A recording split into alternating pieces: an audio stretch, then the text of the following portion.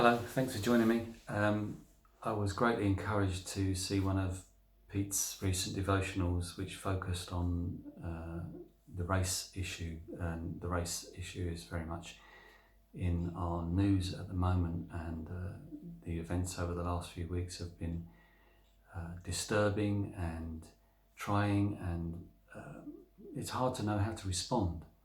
And I think Pete gave us an excellent devotional on that, and how we should feel as Christians about these kind of things. But how do we respond? How do we engage other people? It's challenging. I was reading some tweets from a black pastor called Thabiti Anyawaypile.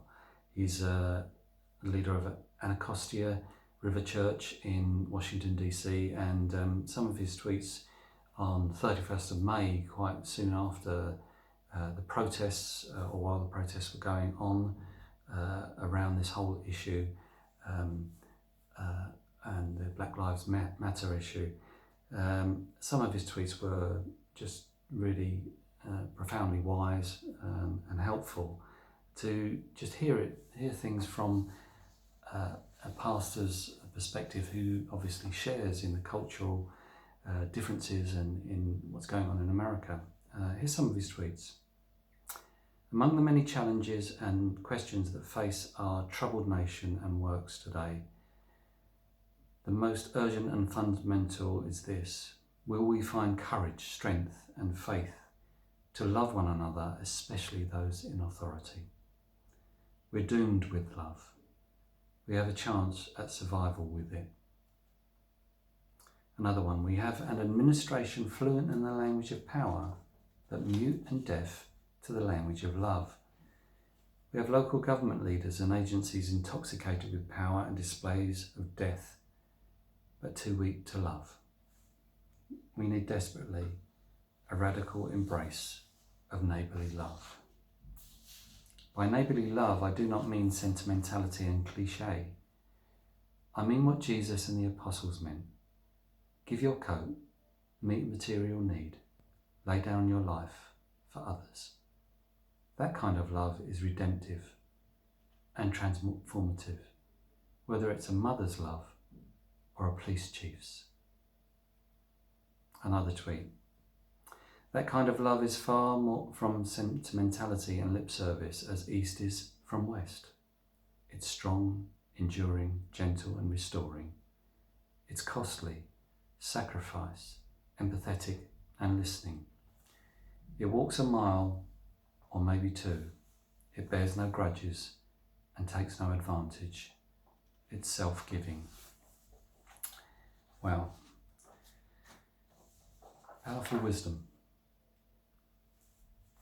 Another pastor, a British pastor, commented on his blog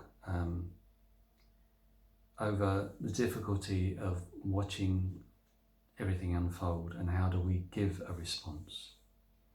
And there's a few steps that he would recommend that we take, 4 particular steps. Firstly, grieve. He says, we call injustices grievous for a reason. They are supposed to be grieved. We are meant to lament, to express sorrow about tragedies like these, without instantly turning them into a solution or a debate. There's a time to mourn, whether privately, publicly or both. This is one of those times. Secondly, learn.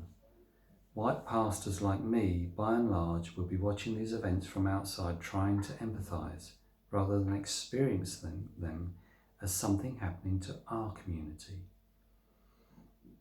as many in our congregations are feeling.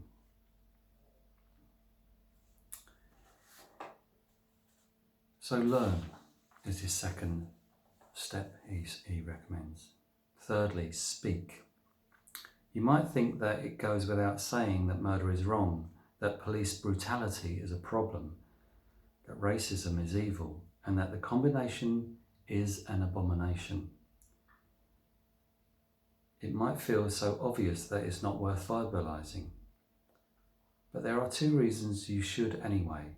The first reason is that there are plenty of Christians, especially in the West, for whom the events of the last week represent isolated incidents but with no underlying pattern of racism in society as a whole, and who are already responding to the situation with whataboutery and yeah buttery. The second reason is that silence, especially from those in the majority, is one of the weapons the enemy has historically used to keep white supremacy in place.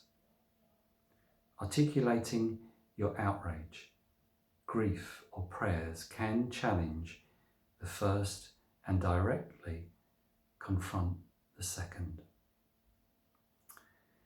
Fourthly, so the steps are: first, grieve; second, learn; third, speak; fourthly, pray.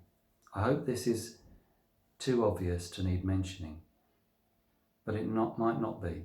We need to pray publicly and privately that God would find a way to bring comfort to the victims' families, righteousness into the public square, wisdom to those with civic responsibilities, peace to the cities that are threatened, and justice at both individual and structural levels.